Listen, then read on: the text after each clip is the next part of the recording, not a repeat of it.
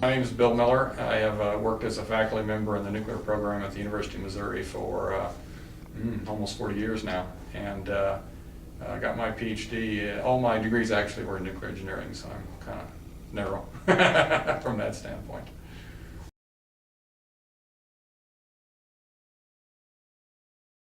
This is really the preliminary way, or the primary way we have of producing electricity.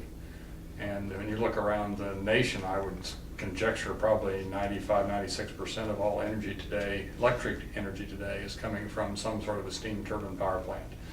Many of those are coal-fired plants these days. There are also gas and oil-fired plants, and of course nuclear plants, all doing basically the same thing, heat to electricity.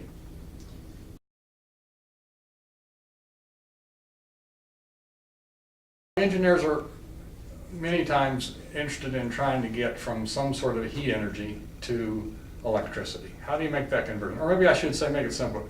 Really, heat energy to a turning shaft or a moving component.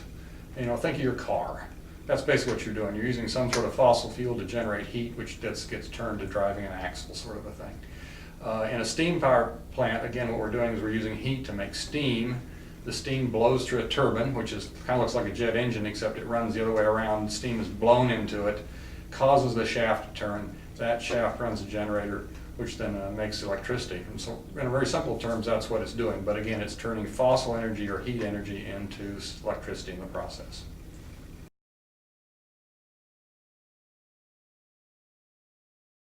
We're talking about the laws of thermodynamics. Okay, first law is you can't get something for nothing.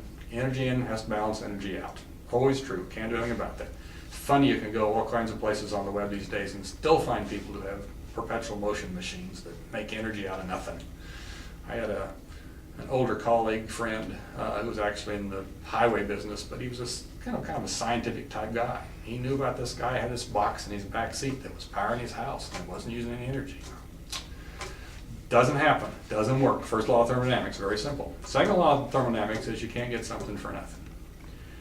And this one just bugged me when I was a student, because basically what it says is if I put a gallon worth of gasoline in my car and I burn that gasoline to make an engine run, when you do the math on it, you get about 20% of that on the road, and the other 80% is lost.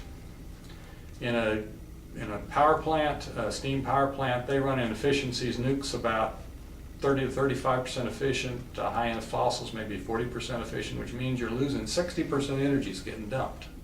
Where's that energy going? Well, that's the cooling tower, or that's the radiator on the car, or I can put food in my mouth and I can go out and shovel and I will move some dirt and I will sweat like crazy, and about 80% of my effort goes off in sweat and steam and out of body, and only about 20% gets used up. And what's that about? That's the second law of thermodynamics. You can't get something for nothing. And I can remember sitting in class as a sophomore in probably this class, and we got to that point, and I raised my dumb little hand and said, why? Why do I have to throw away 2/3 of the energy? And the answer is, it's Mother Nature. It's just the way the system was built. And we have to be aware of that, we have to work with it, we have to do it, use it to the best of our advantage that we can. But we're always going to be throwing away some energy, and of course our task is to throw away as little as possible.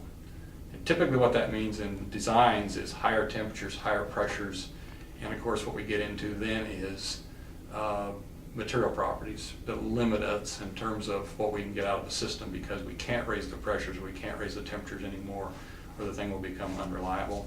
So that second law of thermodynamics, of course, is another one that the general public doesn't understand at all, and which we have to be very cognizant as engineers to make things as efficient as possible and still be reliable at the same time. And the reason is because that's the way Mother Nature put it together.